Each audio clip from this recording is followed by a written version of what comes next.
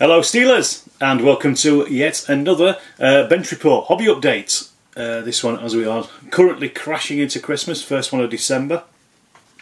To be honest, this one I'm quite short because I haven't done a great deal this week because I've mostly been away for work. So I was down in Cornwall and also in Wiltshire as well for meetings and things, in which I had some good news actually, but more of that at another time. But so I was pretty busy with doing other things, being on the road and living the life of an itinerant archaeologist. But I did manage to finally crank out the First World War German platoon for Through the Mud and the Blood. This is the one without the big men, because I've already painted those anyway. I've got loads of those. So this is just the basic platoon. It's got 4 sections, each with 10 men in it.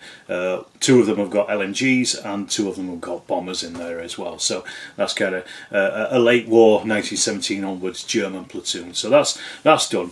What I was thinking of was maybe I might get another load of Peter Pig figures, some more British and some more Germans, and then I could do a 3rd platoon for both of them.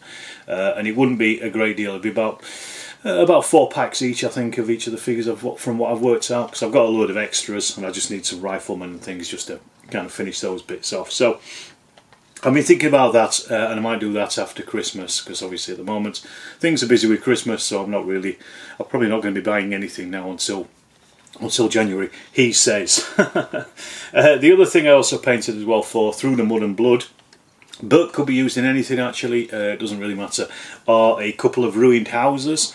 These are from the Ironclad Miniatures ruins that I got, you may remember from the last paint and chat, and sorry, not paint and chat, hobby update.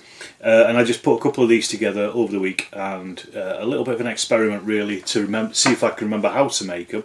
So I just did 2. But basically that means what I'm going to do is I'm going to do another set of them using up the rest of the ruins, and I'm going to turn those into a video, a how-to video. As you can see, the desk is pretty quiet at the moment, so I might start on that later on today, just start making a video of that, which, when I say I'll make a video of it, don't expect it to be out anytime soon, because obviously my schedule is running behind the times at the moment, or at least my releases are running behind at the moment. But I don't know if you saw, I did put out the schedule for December. Go and check that out. It's on it's over on the community tab here on the channel, and in a couple of other places as well, like the Facebook page and also in the Facebook group as well, which are both growing very nicely actually. I did notice the Facebook group has just hit over 500 members, so that's good. Thanks for everybody for joining.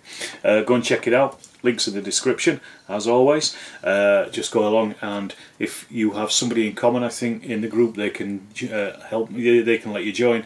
If not, you'll just have to wait for me to see you, but I will let you join as soon as I can. So as I said, got nothing in the post really this week. Nothing wargaming related anyway. Most of it is Christmas presents. But we did play at the All Day last week down at the club. Myself and Dex got together and we played the next 2 scenarios of 29 Let's Go using Dex's figures and setup and everything. And I in the first game, playing as the Germans, I made an absolute mistake. I tried to shut down one of his jumping off points immediately because it was open. However, I'd completely forgotten that there was another one about 10 inches away, just behind a hedge, and I missed it, and I got caught in the open by his squad and got absolutely hammered straight away. I lost Armada. It just went from bad to worse.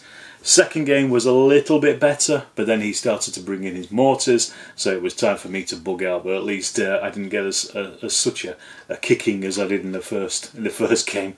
I'd like to go back to it actually at some point and just see if I can do better than I did this time around. And also then again played yesterday.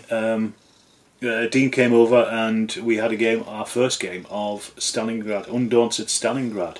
Now it's a campaign, so this is the first one.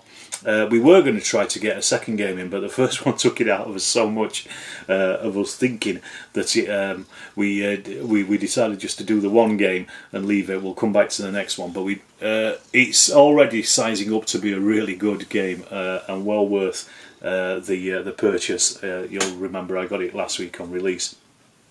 It looks terrific.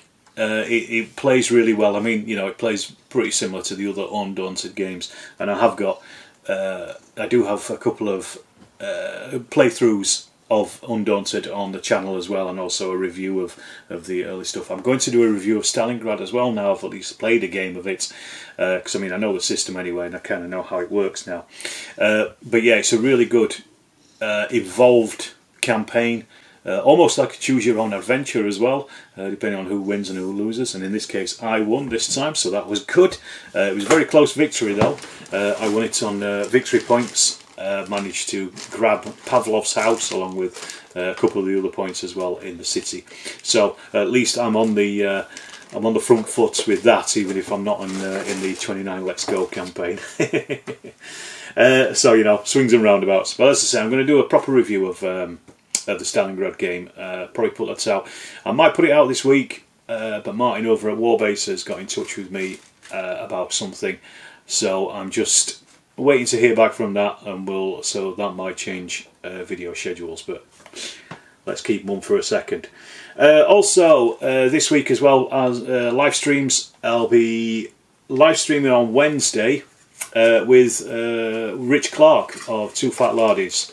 We've been talking about it for a while, of getting together on the stream, and we're going to do a bit of a chat about history and games, and how history fits in with gaming, and you know, how you do this on the tabletop and things. And I think Rich is probably the man to talk to about that, because of the huge amount of historical research that he puts into his games and his rule system. So that's something I'm looking forward to, and hopefully you will be too. I will put out links to it obviously later, closer to the time, but check that out. I don't think it's going to be a paint and chat, it's just going to be a chat really, but you know, along the same lines, because we don't want to get, I guess we don't want to get distracted by the by painting when we're talking.